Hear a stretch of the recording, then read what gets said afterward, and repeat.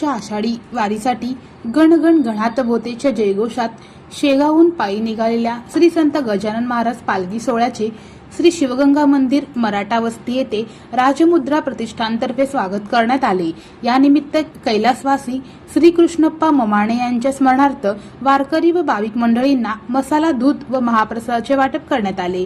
हा अभिनव उपक्रम प्रतिष्ठानचे आधारस्तंभ चेतन ममाणे यांच्या कुशल मार्गदर्शनाखाली राबविण्यात आला। या प्रसंगी गणेश ममाणे, रत्नदीप गडचे, नचिकेत ममाणे, संस्थापक आदित्य ममाणे, केदार ममाणे, शिवराज एल्ले, आकाश कोळी, वैभव ममाणे, सिद्धू भैरव पाटील, प्रणव ममाणे, सिद्धू आवले, श्रेयस पवार, केदार लंगडे आदी मान्यवरांसह ममाणे मित्र परिवार बहुसंख्येने उपस्थित होते।